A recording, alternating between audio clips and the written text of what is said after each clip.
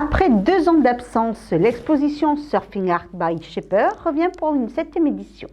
Après les Bourdaines, c'est à présent dans les 800 mètres carrés de l'espace Roger Hanin que ces passionnés se sont installés le temps d'un week-end. Shaper une planche de surf, que l'on pourrait traduire par façonner une planche de surf, c'est plus qu'un métier, c'est une véritable passion que l'association Surfing Art Fondation souhaite mettre à l'honneur. L'idée à travers l'expo et la genèse de l'expo, en fait, c'est les shapers sont à la base du surf, mais ils ne sont pas reconnus en tant que tels dans le monde du surf. Il y a très peu de place pour eux, alors qu'ils sont fondamentaux. C'est-à-dire que si on n'a pas de planche de surf, on ne peut pas aller prendre une vague debout sur l'eau. Donc là, c'est vraiment les mettre en avant, faire découvrir au public la diversité des supports de glisse qui existent. Il y a une variété très très large, il y a un éventail vraiment quasiment illimité. Et faire se rencontrer le public et les shapers, qu'il y ait un échange, une rencontre, et à travers cette expo aussi une entrée en culture des gens qui n'ont pas forcément une notion de ce que c'est qu'une planche de surf, et toute la fabrication, les process qu'il y a autour de la création de ce support de glisse. De toute taille, forme et couleur, les planches sont uniques. C'est quelque chose de très personnel. On peut comparer un shaper à un luthier, c'est-à-dire qu'il fabrique un instrument de plaisir, comme un luthier va fabriquer un instrument de musique, propre à celui qui va être l'utilisateur. C'est-à-dire que l'idée, c'est de venir voir un shaper et de lui expliquer, d'entrer dans une réelle discussion, dans un réel dialogue pour réaliser, façonner l'instrument qui correspond au client, à la demande, à sa demande personnelle, quoi. Il n'y a pas de bon surfeur sans bon shaper.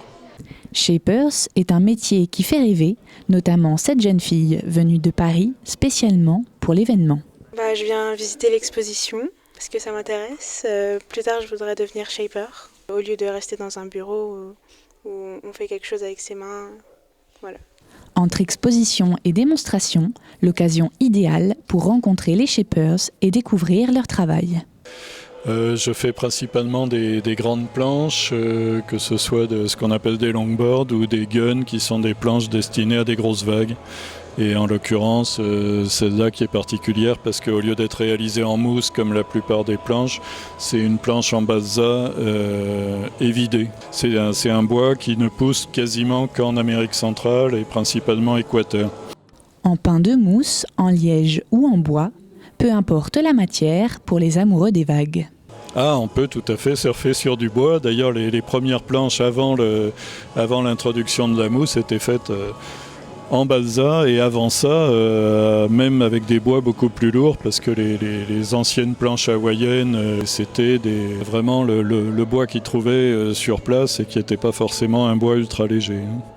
Et pour expliquer l'histoire du surf depuis le commencement, l'association Vintage Surf Club était présente pour exposer des planches de collection.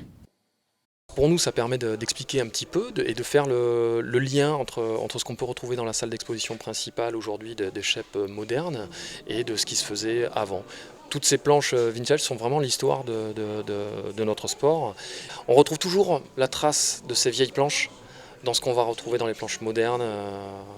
Il y a toujours une trace, il y a toujours un petit quelque chose. On s'est tous inspirés de ça. Les planches des années 70, on les a tous surfées à un moment ou à un autre. Ça fait partie de notre histoire, donc on y retrouve les choses et on s'en inspire quand on shape une planche de certains modèles qui nous ont plu, certains modèles qu'on a essayés.